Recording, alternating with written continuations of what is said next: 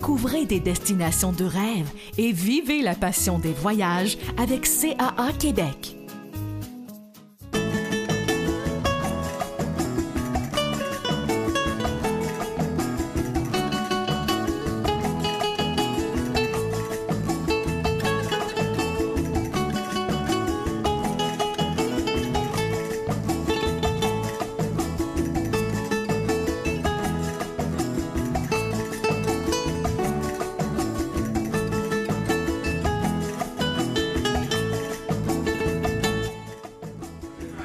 Salut tout le monde, bienvenue à une édition toute particulière de Passion Voyage alors qu'on se trouve à bord du navire Infinity de Celebrity Cruises.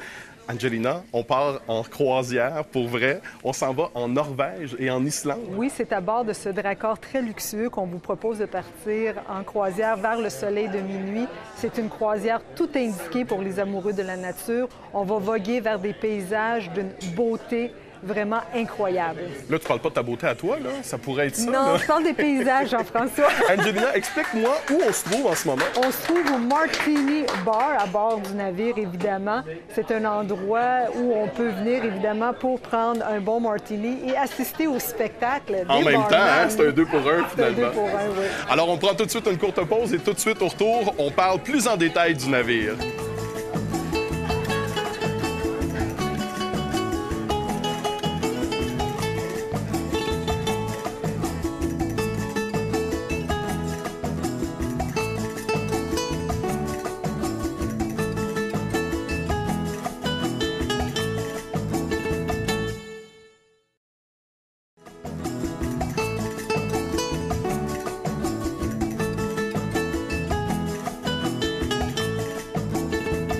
On est de retour à Passion Voyage pour vous parler du fameux bateau qu'on va prendre pour faire notre croisière en Norvège aujourd'hui. Parle-moi du Celebrity Infinity. Oui, c'est le jumeau du Summit sur lequel on se trouve présentement et c'est le deuxième de la classe Millennium.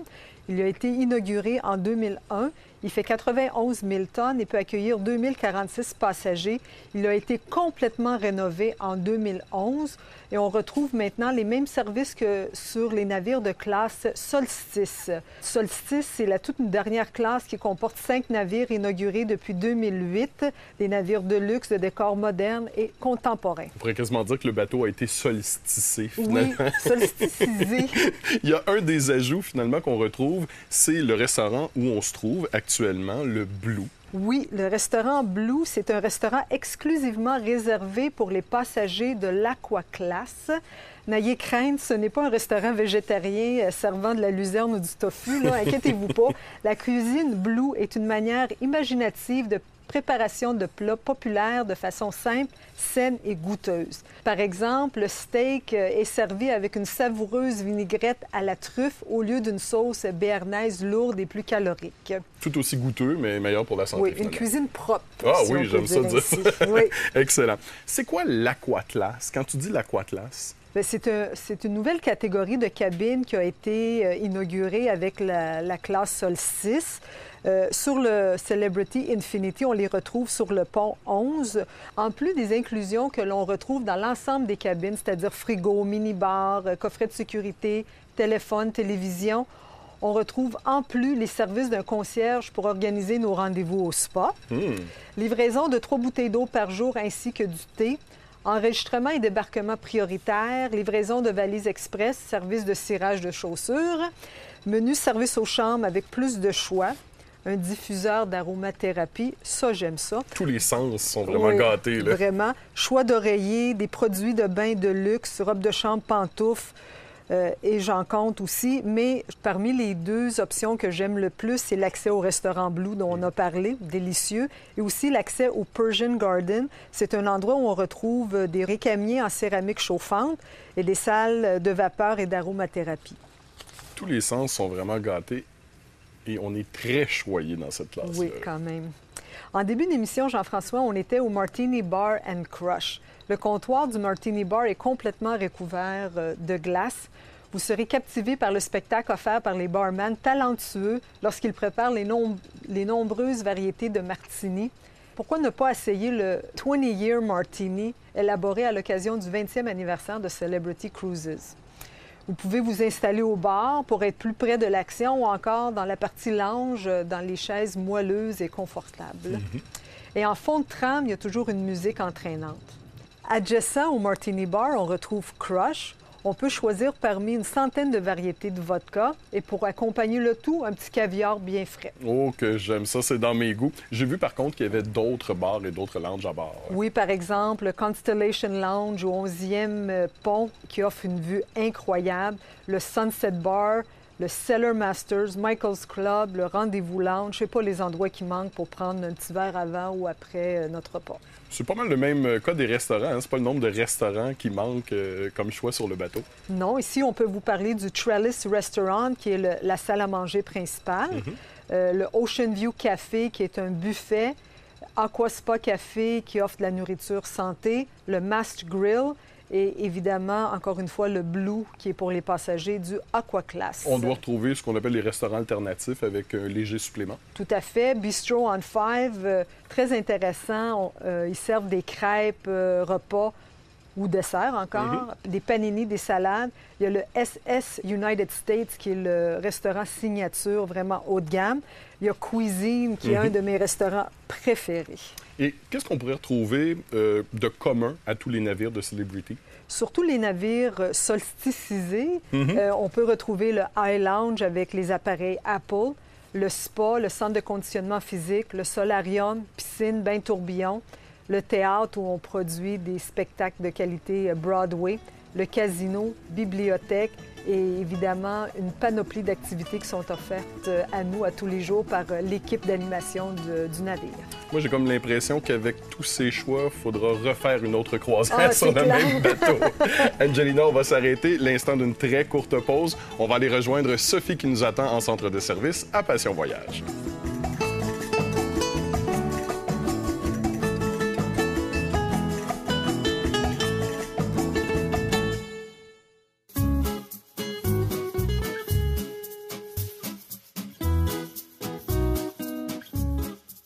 Voyager quand on a une mobilité réduite, un handicap visuel, auditif ou des allergies demeure un défi, mais c'est tout à fait réalisable. Voici quelques conseils pour vous aider à passer des vacances de rêve. D'abord, dès que vous faites votre réservation d'avion, d'hôtel ou de croisière, spécifiez vos besoins. Avez-vous un fauteuil roulant, des béquilles, une canne? Serez-vous accompagné de votre chien guide? Votre conseiller en voyage vous aidera à obtenir tous les services nécessaires. Par la suite, rendez-vous sur le site Internet de votre compagnie aérienne. Vous y trouverez les détails sur les dimensions et poids acceptés pour les fauteuils roulants. Si votre équipement est alimenté par batterie, vous devrez probablement remplir des formulaires. Vous y obtiendrez aussi l'information pour le transport de votre chien guide. Certains aéroports ont des comptoirs spéciaux pour les personnes se déplaçant en fauteuil roulant. Lors de l'enregistrement de vos bagages, vous pourrez profiter, si vous le souhaitez, d'un embarquement prioritaire ou monter à bord en dernier. Les navires de la compagnie Celebrity Cruises sont équipés pour recevoir adéquatement les personnes en fauteuil roulant. Porte plus grande ou automatique, ascenseur à tous les niveaux, monte-charge à la piscine et au spa, comptoir plus bas aux différents bars et certaines cabines adaptées. Différents services sont également offerts pour les personnes non-voyantes ou ayant des problèmes auditifs. Les personnes qui ont des allergies alimentaires devront apporter leur seringue d'adrénaline dans la cabine de l'avion. Ne comptez pas sur les agents de bord pour faire vos injections, ils n'en ont pas l'autorisation. Une lettre de votre médecin pourrait aussi être nécessaire. Selon votre destination, il pourrait être prudent d'en prévoir une version en anglais. De plus en plus de compagnies aériennes sont sensibilisées aux risques d'allergie et évitent de servir des collations contenant des arachides ou des noix. Toutefois, les repas peuvent contenir des traces d'allergènes. Prenez le temps de poser des questions au personnel de bord et, dans le doute, mieux vaut s'abstenir. C'est peut-être aussi une bonne idée de prévoir des cartes décrivant vos allergies dans la langue du ou des pays visités. Si à destination vous fréquentez un restaurant, vous pourrez remettre une carte au serveur. Certains sites Internet tels Alert Global ou allergytranslation.com permettent de produire des cartes gratuitement ou à peu de frais. Et n'oubliez pas, une bonne assurance voyage soins médicaux d'urgence vous évitera bien des tracas. Sur ces quelques conseils, bon voyage!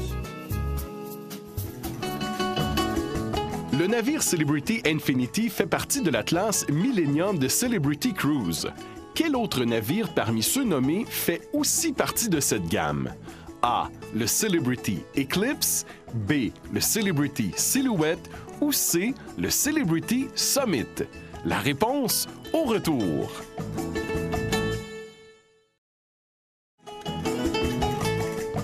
La réponse est C. le Celebrity Summit. Les navires Celebrity Eclipse et Silhouette font plutôt partie de la classe Solstice. Nous sommes de retour à Passion Voyage, toujours à bord de notre navire pour découvrir la Norvège et l'Islande cette semaine comme croisière. Parle-moi un peu de la ville de Copenhague qui est finalement là où on va embarquer sur notre bateau. Tout à fait, Jean-François. C'est une ville à l'échelle humaine où la qualité de vie prime. Selon une étude, les citoyens de Copenhague sont les plus heureux au monde. Ah oui? Oui. À Copenhague, la priorité, c'est les vélos. Les trottoirs et les pistes cyclables se côtoient, donc lorsque vous marchez sur les trottoirs, faites attention, les vélos, ils sont partout. Copenhague, c'est aussi la capitale gourmande de la Scandinavie avec ses 13 restaurants étoilés Michelin. D'ailleurs, dans le guide 2013, la ville de Copenhague est présentée avec 15 étoiles Michelin. Ce qui est quand même beaucoup pour une seule ville. Oui. Tu te souviens, Jean-François, j'ai dit 13 restaurants étoilés. Oui. Puis là, je t'ai dit 15 étoiles. Oui. Tu te demandes pas pourquoi. Bien, il y a du pair puis de l'impair là-dedans, là. Le restaurant Noma a 2 étoiles parce que c'est le deuxième meilleur restaurant au monde. Ah oui. Et le restaurant Géranium, aussi 2 étoiles, parce que c'est le meilleur chef de cuisine au monde qui est en charge de cette cuisine-là. Pas rien. D'après moi, on va bien manger. Là. Je pense que oui. Mais ce qu'on aime aussi de Copenhague, c'est l'architecture où on voit le moderne et l'historique qui cohabitent très bien. Et parmi les choses qui sont à voir à Copenhague, il y a beaucoup de châteaux. Ah, tout à fait, Jean-François. On commence avec Rosenborg, qui a été construit au 18e siècle. Le château d'Amilienborg, qui est la résidence d'hiver. Frederiksborg, qui est le plus grand du pays, maintenant un musée national d'histoire. Et c'est cet endroit-là qu'on peut assister à la relève de la garde. Mm-hmm. Il y a la fameuse Petite Sirène, pas le dessin animé, là. On en a déjà parlé dans une émission puis elle antérieure. est très petite. Oui, hein, faut pas s'attendre à... à... Faites pas le saut. La Petite Sirène, évidemment, le symbole international de la ville.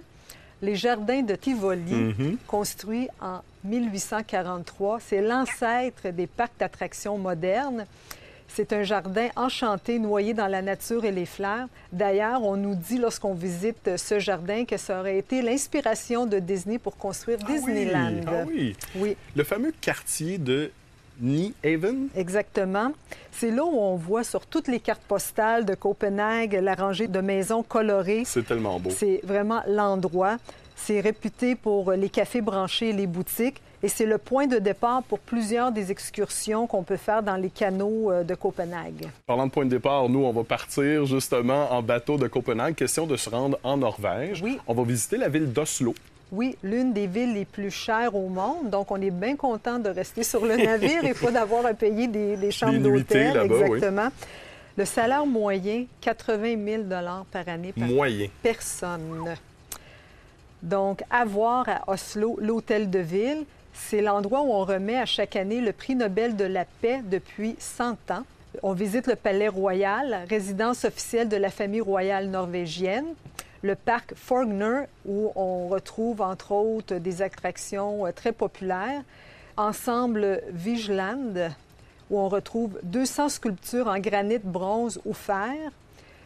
Il y a un tremplin de ski en plein milieu de la ville, Jean-François. C'est assez bizarre. C'est assez bizarre. 134 mètres de haut, un des plus vieux tremplins au monde. Il a été construit en 1892. Il a souvent été rénové, par contre, donc il n'y a pas de danger. Et ce tremplin-là accueille toujours des épreuves de la Coupe du monde, même aujourd'hui. On ne le saura pas, hein? Bien, de toute façon, peu importe, je ne le serrai pas, là, mais c'est pas dans ma branche. Et pour les gens qui aiment bien visiter les musées lorsqu'ils sont en voyage, on en compte 30. Oui, mais je vous suggère le musée du folklore et le musée des navires vikings. On va poursuivre en Norvège. On va aller à Kristiansand. Oui, partie la plus au sud du pays, très animée l'été avec ses nombreux festivals. Le plus grand ensemble de maisons de bois mitoyennes de hauteur moyenne en Europe du Nord. Jolie maison blanche, typique de la côte sud norvégienne. Toujours en Norvège, on va poursuivre pour la ville de Stavanger. Oui, fondée en 1125, possède un riche patrimoine maritime. Le vieux quartier, avec ses rues étroites et sinueuses, est vraiment un bijou.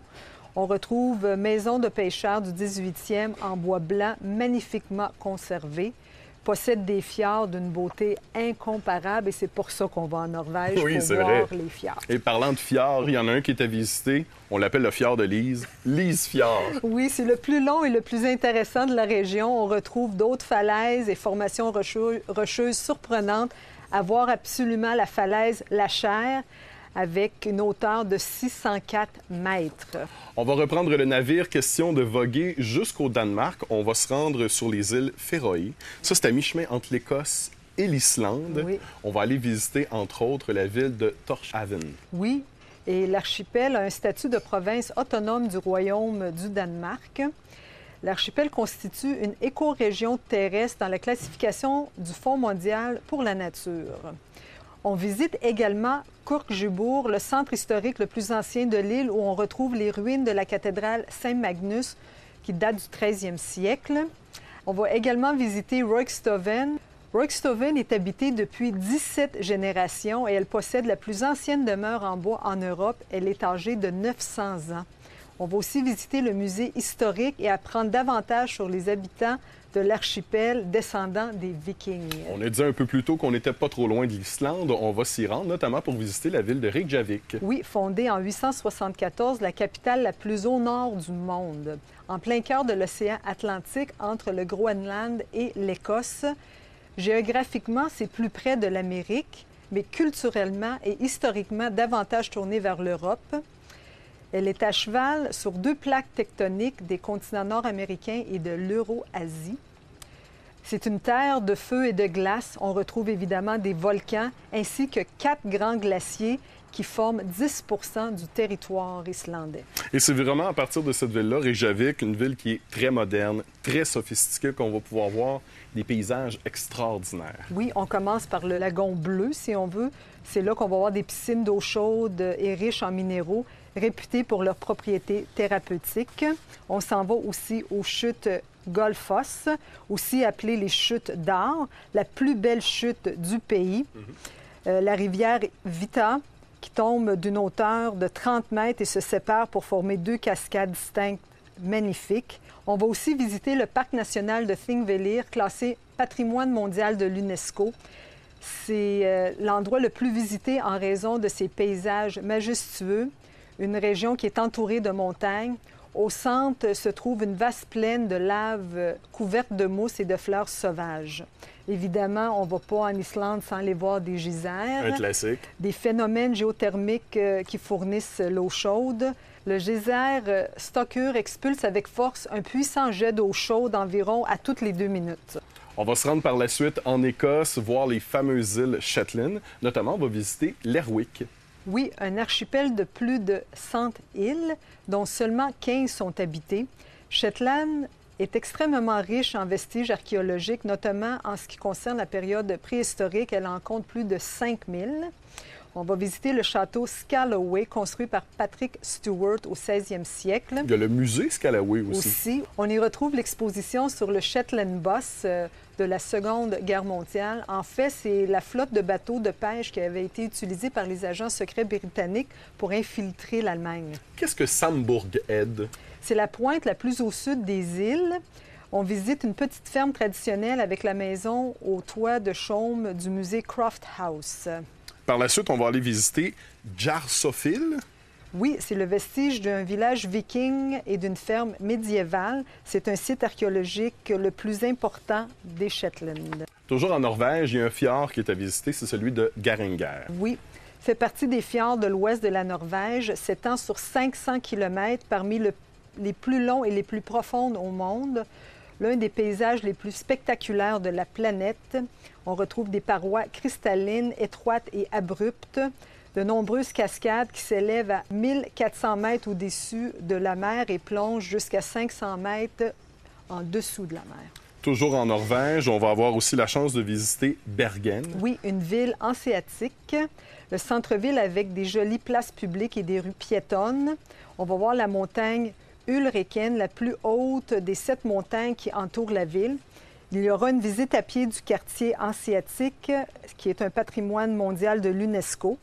On va visiter la fameuse église en bois debout de Fantoft, qui a été reconstruite en 1992 après un incendie. L'église originale remontait au 12e siècle. La nouvelle église est la réplique exacte de l'original. Ce qui est quand même bien, c'est qu'on va avoir aussi la chance de faire un peu d'Angleterre. On va aller visiter Harwich. C'est-à-dire, c'est notre port de débarquement. Donc, nous arrivons à Harwich et à partir de là, on peut rejoindre facilement Londres. Évidemment, on vous suggère, puisque vous êtes en Angleterre et à Londres, de prolonger votre séjour. Il y a tellement de choses à voir à Londres également. C'est toujours une excellente suggestion de rester un petit peu plus longtemps lorsqu'on est en voyage, finalement. Merci beaucoup, Angelina, pour tous ces noms difficiles à prononcer. Tu as bien fait ça, Jean-François, par exemple. On va s'arrêter l'instant d'une courte pause. Question d'aller rejoindre Marie-Ève qui nous attend en centre de service à Passion Voyage.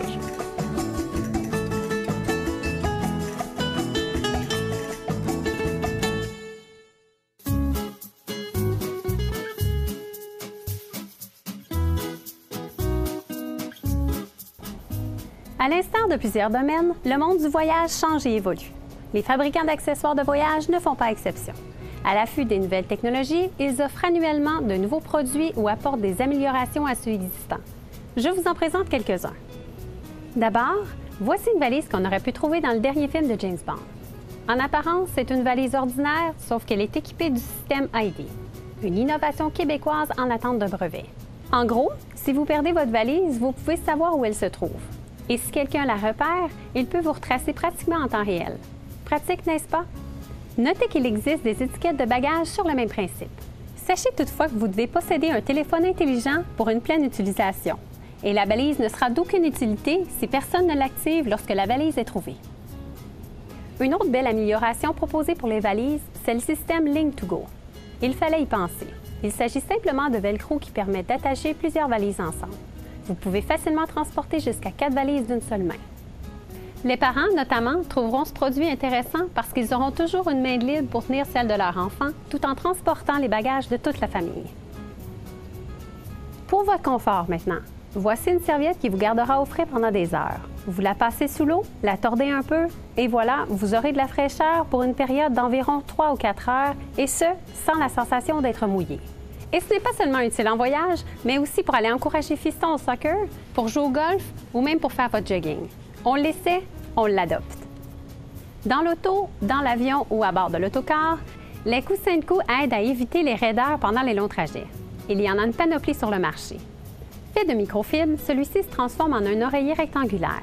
Vous pouvez donc l'adapter selon la situation dans laquelle vous vous trouvez, soit le mettre autour de votre cou ou vous y appuyer la tête. Très pratique. Vous trouverez tous ces articles et beaucoup plus dans nos centres voyage CA à Québec. Vous y dénicherez également vos guides, de même qu'un convertisseur et adaptateur Europe essentiel pour un voyage réussi. Au revoir!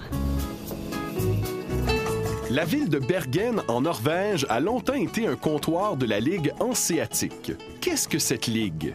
A. Une ligue de hockey. B. Une association de marchands.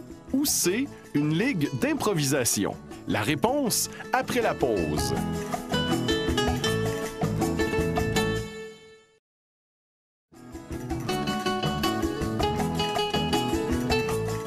La réponse est B. La Ligue hanséatique, aussi appelée Hanse teutonique, était une association de cités marchandes de la Baltique et de la mer du Nord du 12e au 17e siècle.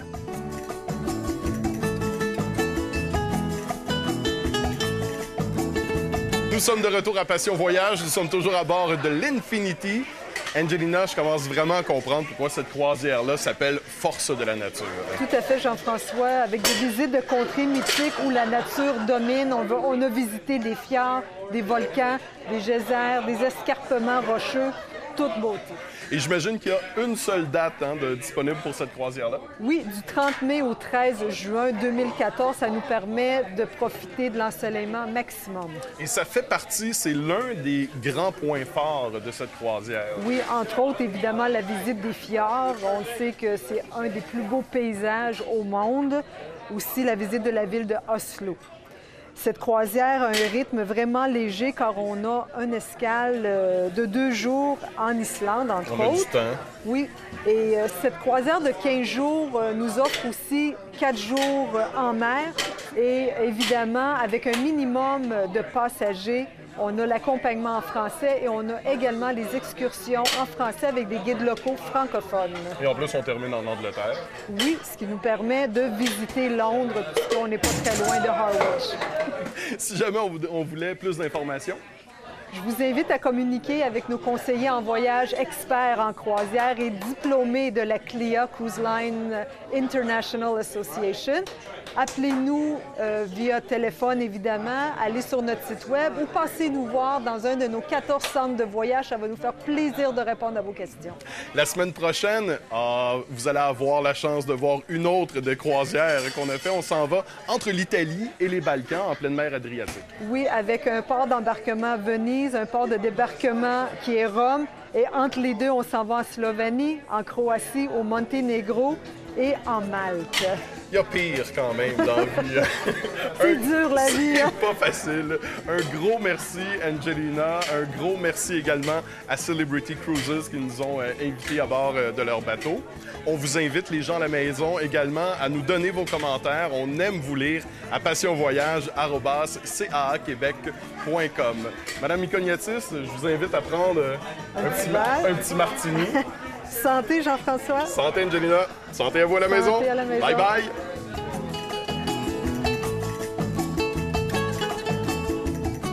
CAA Québec vous aide à dénicher votre destination de rêve. Pas besoin d'être membre pour en profiter. Voyager avec CAA Québec, ça vous avantage.